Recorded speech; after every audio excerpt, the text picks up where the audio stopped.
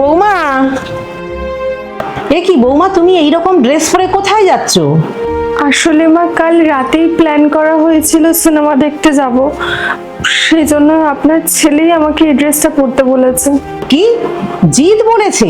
ঠিক আছে, আমাকে জিজ্ঞেস না করেই যখন তুমি নিজে নিজে সিদ্ধান্ত নিয়ে ফেলেছো, যাও, তবে তাড়াতাড়ি চলে এসো।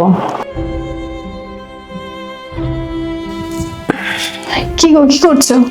কাজ ছাড়া জীবনে কি আছে বলো তো? যাকগে, তোমার দেরি হলো কেন আজকের? আর বলো না, অফিসে কাজের চাপটা একটু বেশিই ছিল। যাকে শোনো না, একটা কথা বলি, আজ না একটু বাইরে থেকে খাবার অর্ডার করে নেবে গো, আমার একদম ভালো লাগছে না রান্না করতে। মা তো বাইরের খাবার একদম পছন্দ করে না, কি হবে তাহলে? একটা কাজ করো, তুমি বলবে যে তোমার খেতে ইচ্ছে করেছে বলে অর্ডার করেছো, তাহলে দেখবে মা আর কিচ্ছু বলবে না। ঠিক আছে। মা, আপনি এসব কি শুরু করেছো? জিৎ, তুই এতটাই বোকা? তোর বউ যেভাবে নাচাচ্ছে তুই সেইভাবে নেচে চলেছিস, আর তুমি কত মিথ্যে কথা বলবে আমাকে? না না, আপনি যেটা ভাবছেন সেরকম কিছু হয়নি। দুপাতা পড়াশোনা করে নিজেকে খুব বিদ্যাধরী মনে করো, তাই না? আসলে তোমার কোনো শিক্ষাই নেই। গুরুজনদের কিভাবে সম্মান দিতে হয় সেটাই তো তুমি ভালো করে শেখোনি। দেখুন মা, আপনার যখন বিয়ে হয়েছিল তখনকার সময় আর এখনকার সময়ের মধ্যে কিন্তু আকাশ পাতাল তফাৎ। আমি আপনাকে যথেষ্ট ভালোবাসি, সম্মান দিই, তার মানে তো এটা নয় সেই সুযোগ নিয়ে আপনি একটার পর একটা আমার উপরে প্রেশার দিতে থাকবেন। আর যদি কন্টিনিউ এরকম চলতে থাকে তাহলে আমাকে ক্ষমা করে দেবেন।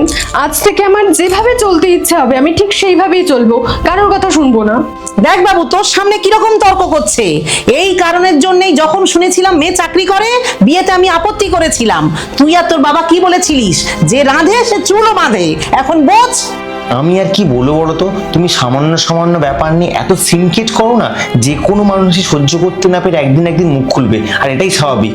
দেখো মা, অফিসে কেউ শখ করে যায় না, ওখানে কাজ করতে হয়। আর বাকি রইল মিথ্যের কথা, সেই জায়গাটা তুমি তৈরি করে দিয়েছো, যার জন্য বলতে বাধ্য হয়। এইগুলোই শোনার বাকি ছিল, তাই না?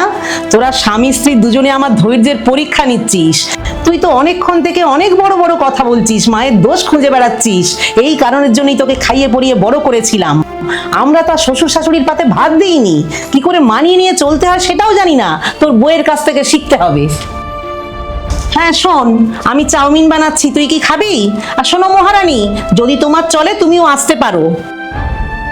দুদিন ছাড়া বাইরের খাবার খেলে শরীর টিকবে না।